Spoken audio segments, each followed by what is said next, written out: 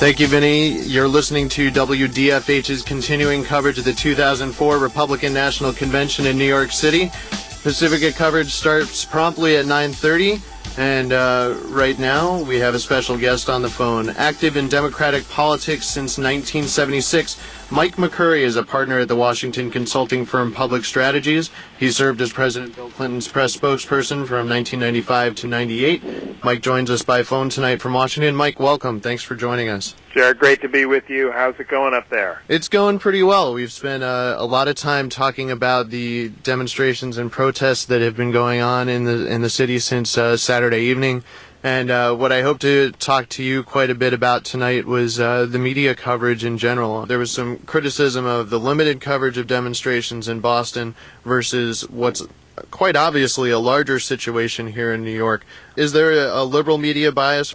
Look, I used to say often that if there were a liberal media bias, I wish that it showed up more often at the Clinton White House because we could have used it a little more. The truth is that there's kind of an establishment bias in the press. I think that most media organizations gravitate to what they think the conventional wisdom is. I think it's a bias towards those who tend to have the most power in the establishment and who control the airwaves. Congress shall make no law! Abridging the freedom of the press! Abridging the freedom of the press! The freedom of the press! The freedom of the press! The freedom of the press! The freedom of the press! Joining us today is Village of Ossining trustee Miguel J. Hernandez. There are a lot of issues on the national platform that affect the local Ossining area. One of the issues that affects Ossining is the whole issue of immigration. As you probably know, Josephine, about 25% of the population of the village of Ossining is Hispanic, and many of them are recently arrived immigrants.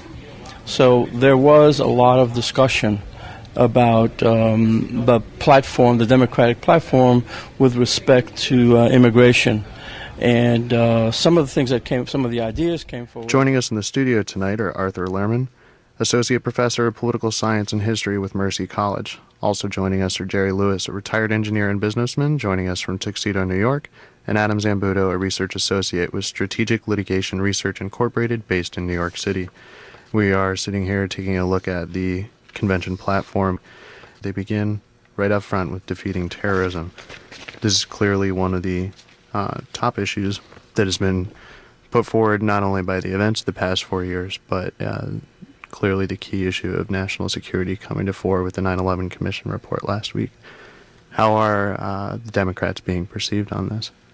I see two things which they're really pushing in this. One is the idea of alliances, which are one of the vulnerabilities which the Democrats see in the Bush policies, where they've alienated, the Democrats feel the Bush people have alienated many countries. And the second thing is they say we will deploy all that is in America's arsenal, and they specifically say it has to be more than military. It has to be economics, it has to be ideological, it has to reach out to the real needs of people who otherwise would become terrorists.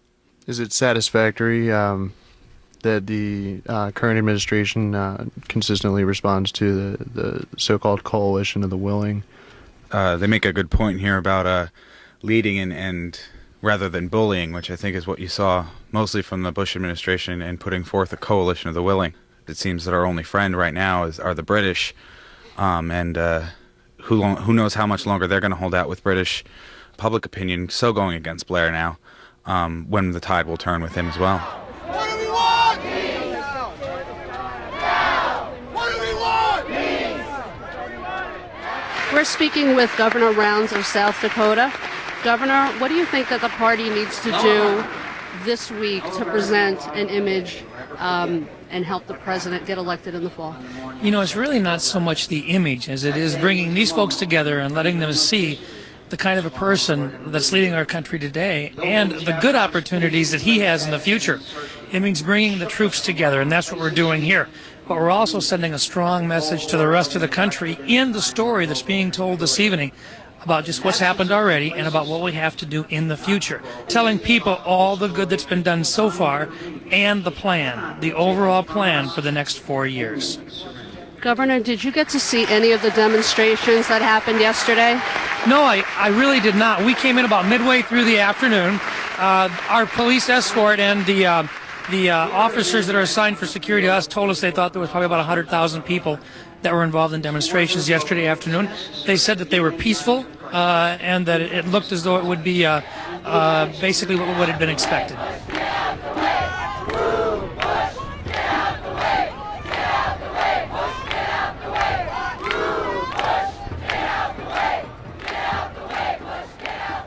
What brought you here tonight?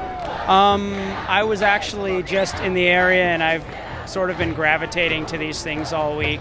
I'm just one of those New Yorkers that absolutely is disgusted by the fact that the RNC came here and is capitalizing on 9/11. And, you know, basically, I think dissent is really important in an age, in a time when people are labeling dissenters as unpatriotic.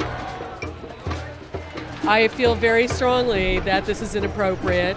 I find that it's politicizing the whole September 11th crisis, terrorist act. And number two, I think that they're almost baiting us. They know New York City is 5-1 Democrats, and I just find that a little bit offensive. It's deliberate, and I think it's disingenuous of them.